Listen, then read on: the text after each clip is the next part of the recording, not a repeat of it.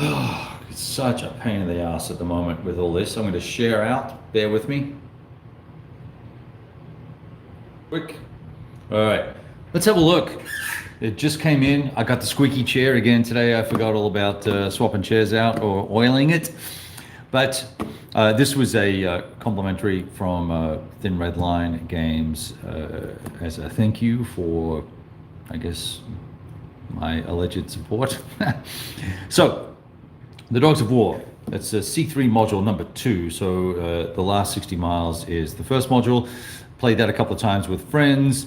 We had a pretty good time with it. It's a little more simulation for me than game, so that's kind of where I fell on that particular module. But let's dig in here and have a look. I know that the game's evolved a little bit, and we also have a different terrain as well. So should be cool to have a look at because it's the BAOR sector.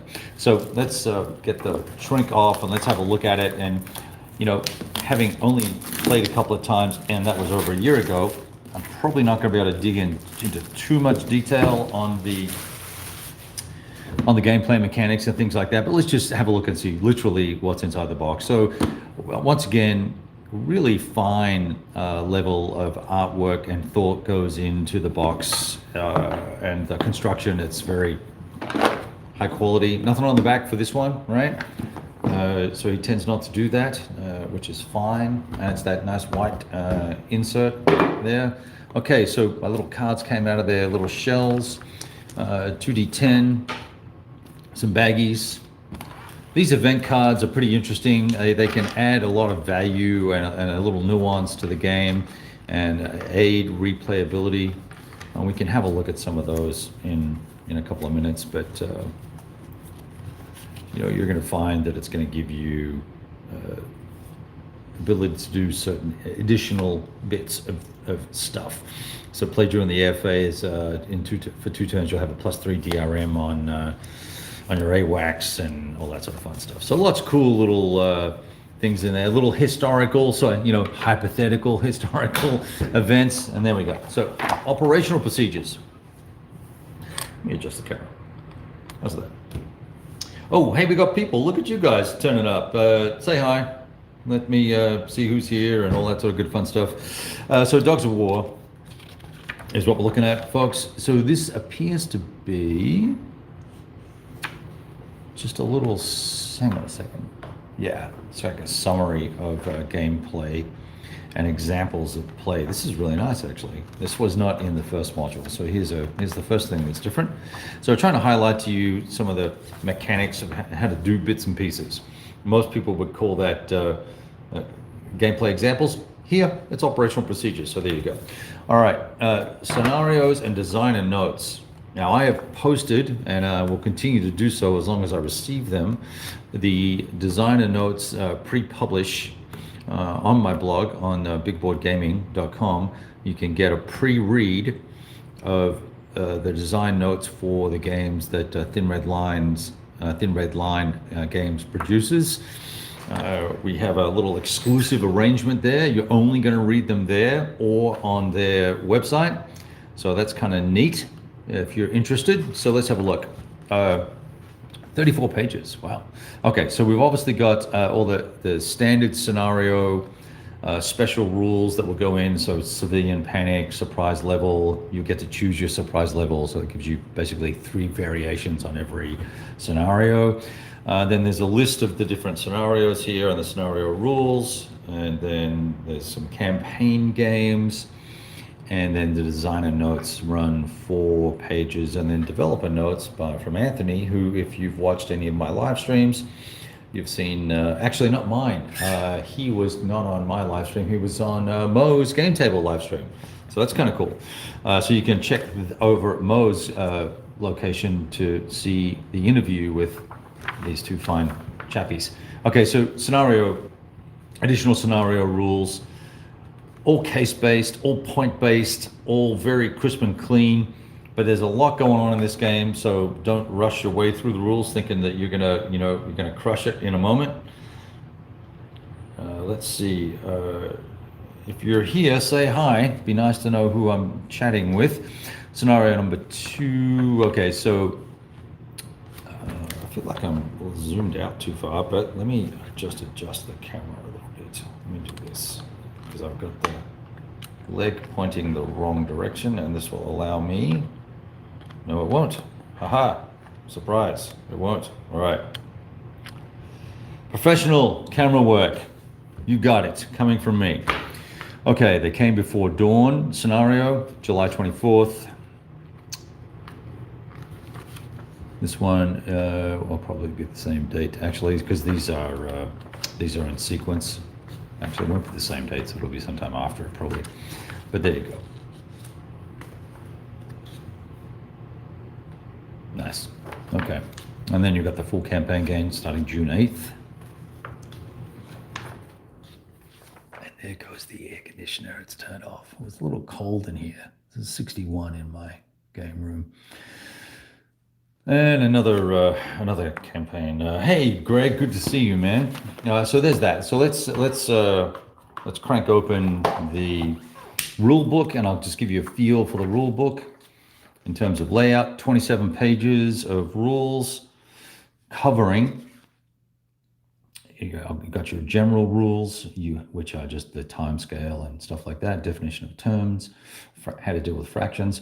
And you have your posture changing. So we'll look at some postures in a minute. So this is built on, if you didn't know, sort of a combination / evolution of NATO Division Commander and the Central Front series, right? So it's kind of a melding of those two systems. Hey, Bruce. I don't know what Bruce said. What did he say? Oh, this one is the BAOR sector, if you missed the opening. Anyway, so it's a combination of two systems, then adjusted and evolved to suit the designer's desire. We've got rules for movement, river crossing, Warsaw Pact, HQ postures and command ranges, and how they deal with combat and their construction and destruction, using the orders, conducting combat, using combat support and ARDI and helos and air points and bombardment, interdiction and aircraft fire, and anti-aircraft fire detection levels, SIGINT as well, which is an optional rule, EW, electronic warfare, intelligence, optional rules, chem warfare. No game of the world on the hypothetical World War III is a game without nuclear warfare. Nukes, all sorts of other stuff, okay? Supply, etc. So lots of goodness here. Time scale, you'll probably care about if this is the first time you've ever seen anything about this. That's 5 clicks to the hex, 3 hours of time. You can read, let me just come in here so you can read what area the map covers. That should pretty much let you know what the deal is. And if that was too fast for you, you can come back and pause it later. All right, so black and white rule book, but nevertheless, as I said earlier on, it's case-based and point-based. So, but there's a lot in here, and pretty crisp wording, particularly given this is a European game. Game designer. So he's Italian by birth, I believe, living in France. And but the English translation is superb. And I believe that Fabrizio writes very well in English. And he also obviously has developers and playtesters who are all native English speakers. So here's your rule book, 27 pages, good size font, all the rest of it, nice paper. That's actually nice quality paper. It's kind of got that shiny finish to it, but that's okay. All right, so let's see what's actually in the box for the rest of the game and kind of get after it here. Let's start with the juicy, let's have a look at the juicy bits, right? Let's have a look at the map and see what that is like. Let's get another spam telephone call trying to break in here. So, I actually got it up the right way this time. I'm getting better at this shrink grip stuff. All right. Here we are in West Germany with the topo-centric motif, is what I would call it. And so let's see if we can find something I know. Hanover, there we go. So Hanover, Braunschweig, and Hernberg. and there's Halberstadt down on the bottom right side here. And then, so it's, open plains area, very different from the fifth core module, which is all wooded and roads and valleys and rivers, the main river and all that sort of fun stuff. We've got other towns that I don't know here. Let's see. And the different colors on the cities, on the terrain here. I believe city and urban. I'd have to check the chart. It's been a while since I've done this. So this looks really nice. And as you can see, there's no edging here. So this is going to join. This will be connectable. Okay, I'm back. Now how do I turn my camera around? Oh no. Okay, I have two, well, actually, doesn't matter. I have multiple Wi-Fi networks in the house, and one of them is supposed to be for consistency of connection, and it appears that is not the case. All right, so we're back. I'm not going to share it out again. If you missed it, you missed. You'll come back eventually, hopefully. So the map, I forget what I was saying, but there's a lot more open area here, a lot more urban stuff going on. Still a lot of hills and a lot of rivers and a lot of rough terrain and difficult terrain to work with. So it is what it is.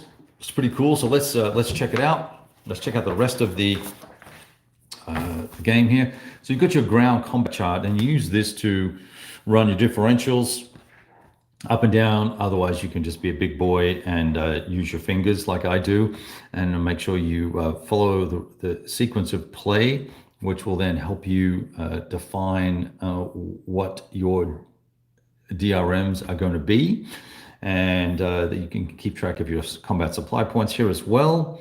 So that's pretty nifty, pretty straightforward stuff. Orders of battle, which are all full color and very nicely done. Let me try and get a little closer here without getting too much glare off all the lights. If that's a little fuzzy, I apologize. Not much we can do about it. So you've got your fourth armored and first armored and all the rest of it. Very detailed orders of battle. Lots and lots of research has gone into this. In fact, Carl Fong gave a shout out to Fabrizio regarding his order of battle, and he used some of his content from other games, and obviously his research to validate his Iron Curtain design from Multi-Man Publishing. All right, so this is just how you track your command, engineering, EW, and air points. Pretty obvious stuff. Here's your turn track, 3-hour increments. So that's pretty straightforward. One for NATO as well. And then you have all your charts and tables that you will need to play the game. You've got your terrain.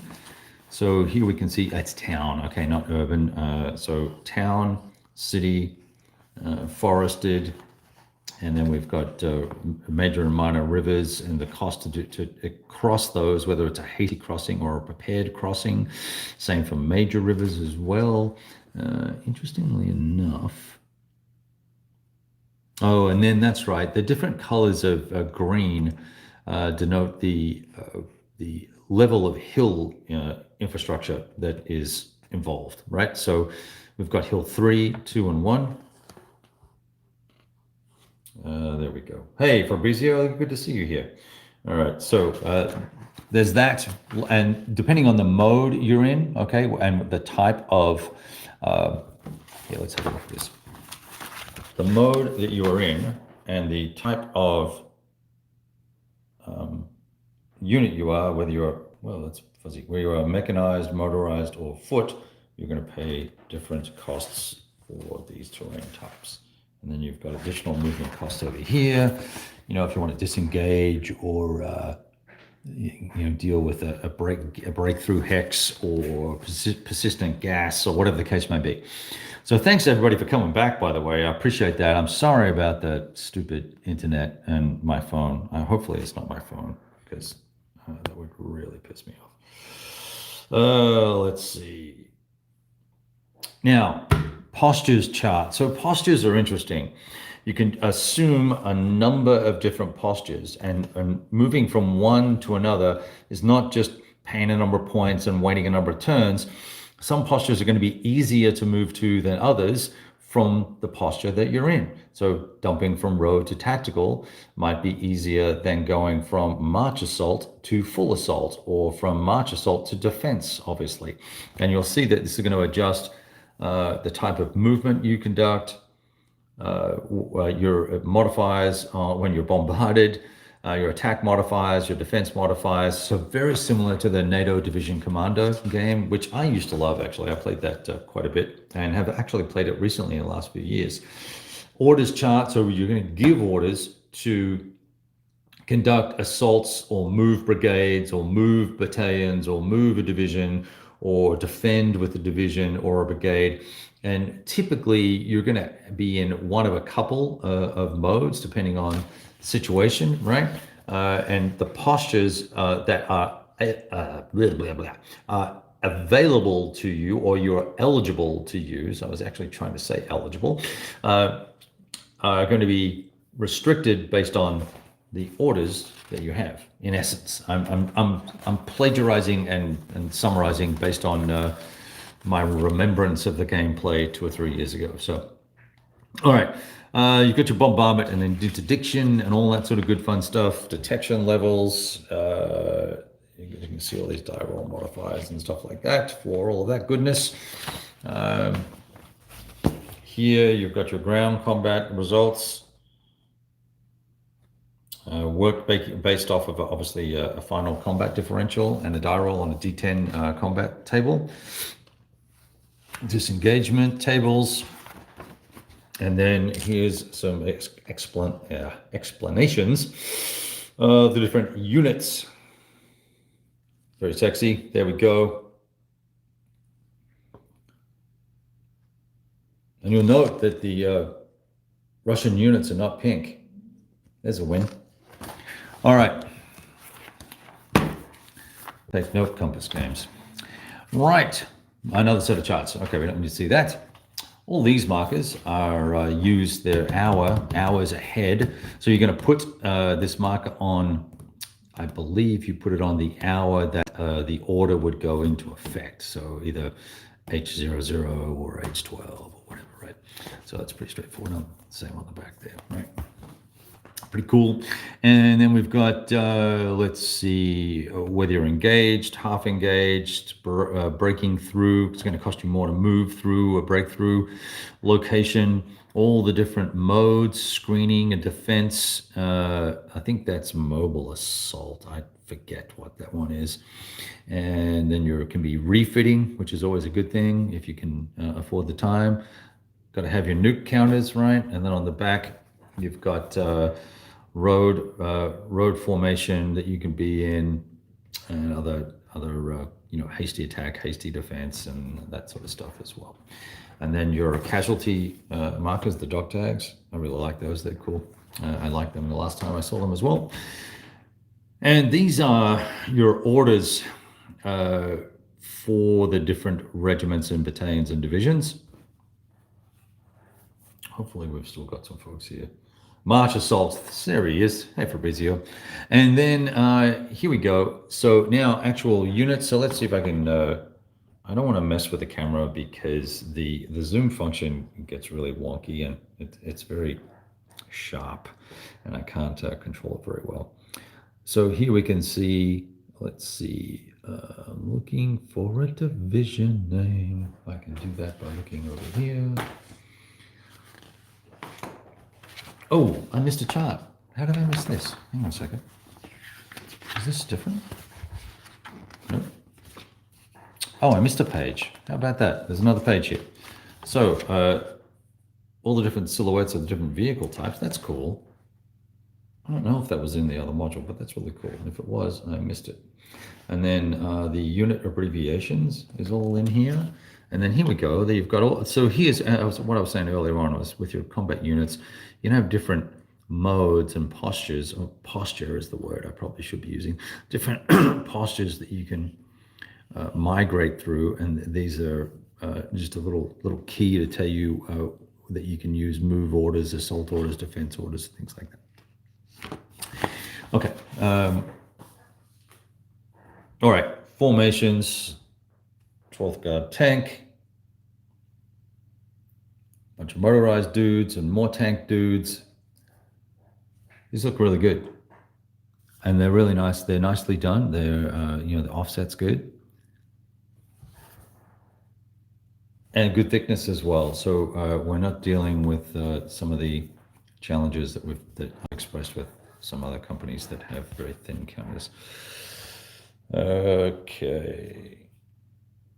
And you got to keep in mind too, when you're buying games like this, that, if you feel like the price is a little high, you're dealing with a very small print run, under 1,000 units. And Fabrizio is actually online, so he can probably tell us how many he did. But if you want to get in on this action, you better get in fast, because reprints are not going to happen very quickly.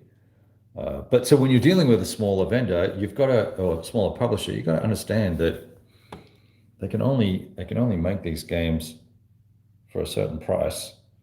Their cost per unit is probably double that of, well, triple that of GMT. And, I don't believe this is printed in China. This is all done in Europe as well. I'm guessing that, by the way. I don't know that for a fact. I'm trying to get this guy to focus here. Come on, baby. All right, these are the German units, I believe. I hope. No. Yes. No. No. Yes. Yes. These are the German units. Never mind. There's British over here on the left. 7th Panzer, 21st, 1st Panzer up here. These guys look really good, actually. They're going to pop nicely on the map. So that's one of the other things I like to see. Sometimes people will say, oh, well, I don't like the map. But then when you put the units on the map, it looks pretty cool. I think this is going to be fun. So, well, I shouldn't say it's going to be fun. This is work, right? This is, you have to do planning. You need to be knowing where you want to go 2, 3, 4 out. Things don't move as fast as you think they will. You have to you need to be all in if you're going to play this. This is a deeper, more detailed war game, leaning in on simulation. So when I say it should be fun, I mean it should be interesting, because I don't know that it's not like you're drinking beers and rolling dice here. Not for me anyway. I need to concentrate too hard to play this type of game. So there you have it. I thought I'd share that with you, and we will talk soon. Adios.